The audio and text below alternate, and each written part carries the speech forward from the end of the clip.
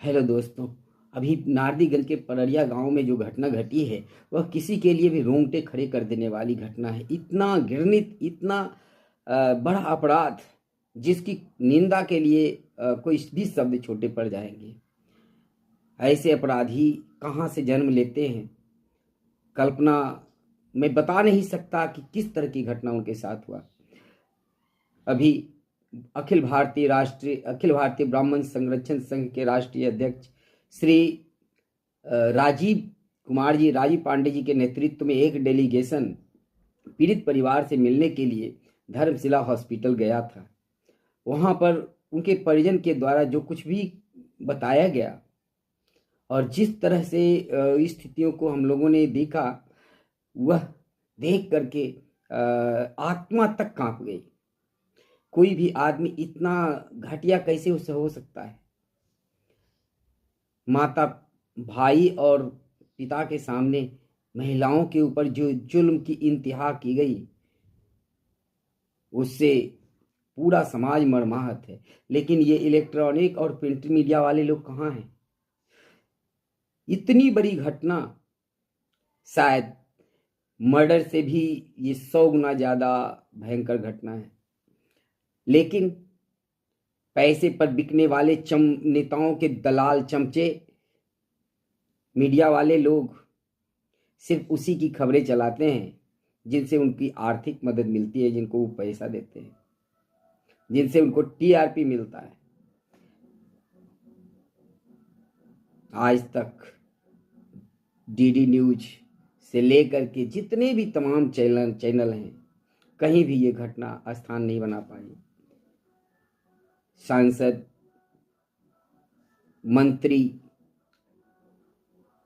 अभिनेता, पत्रकार से नेता बने मनीष कश्यप सब पहुंचे, मीडिया नहीं पहुंची।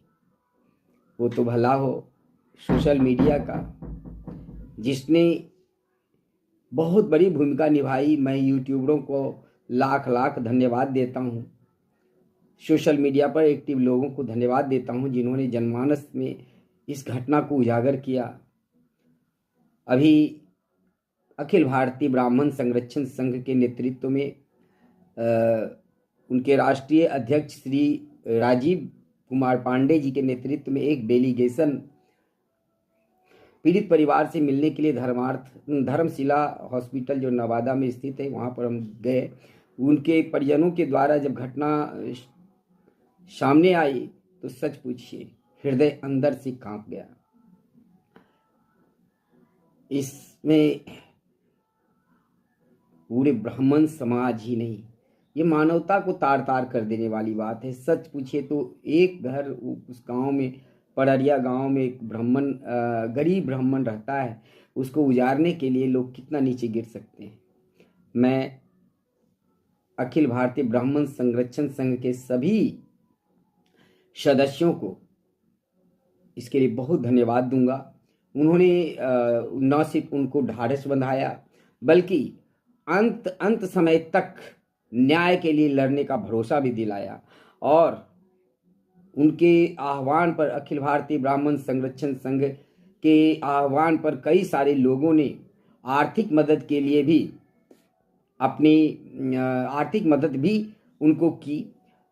मैं समझता हूँ उनकी तरफ से नहीं, ये हमारे तरफ से, हर व्यक्ति के तरफ से ज़रूरी है कि उन्हें मदद किया जाए। मैं तो मांग करूंगा कि उनके खर्च का सारा खर्च सरकार को उठाना चाहिए था। हमारे सांसद महोदय क्या इतना बड़ा काम नहीं कर सकते? गुंजन सिंह जो इतने बड़े आर्टिस्ट हैं, इतने बड़े मीडिया इन्फ्लुएंसर हैं, सोशल मीडिया से लेकर के वो चुनाव भी लड़ चुके हैं। मनीष कश्यप पत्रकार जो सबकी मदद करने के लिए आगे आते रहे, उन्होंने इसके आर्थिक मदद के लिए क्या कदम उठाए। और सबसे बड़ा गुनाहगार तो नारदीगंज थाना के दारोगा है, जिसे सस्पेंड तो कर दिया गया है, लेकिन ये सस्पेंशन कोई सज़ा नहीं होती है। सस्पेंशन कुछ समय के लिए मामला को ठंडा करने के लिए किया गया एक उपाय होता है, जो समझ लीजिए कि न्याय के आंखों में धूल झोंकने के लिए होता है।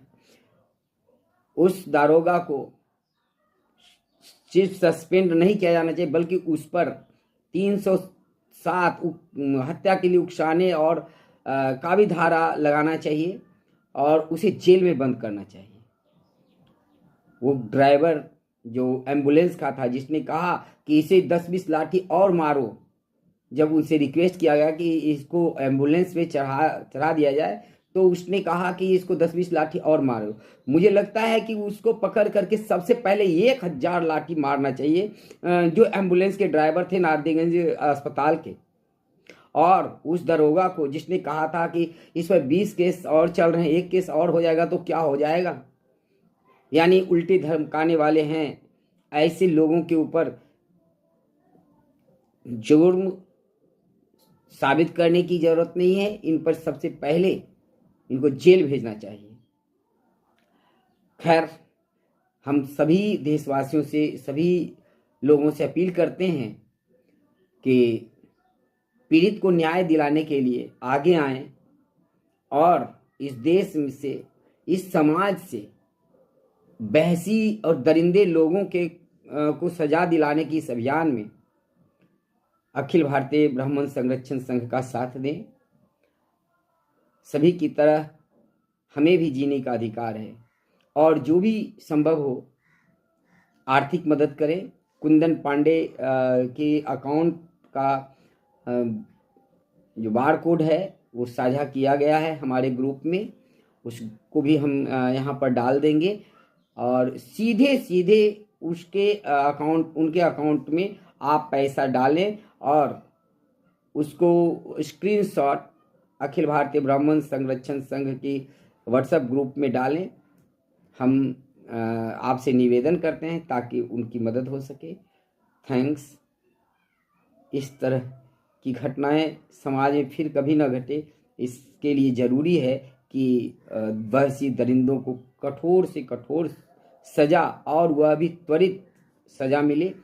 SIT गठित हो चुकी है, लेकिन SIT किस तरह की है ये पता नहीं है, और SIT को भी एक टाइम बाउंडेड समय में अपना रिपोर्ट देना चाहिए, और इसको जितना जल्दी से जल्दी सज़ा मिले, ये हम लोगों की मांग है। धन्यवाद।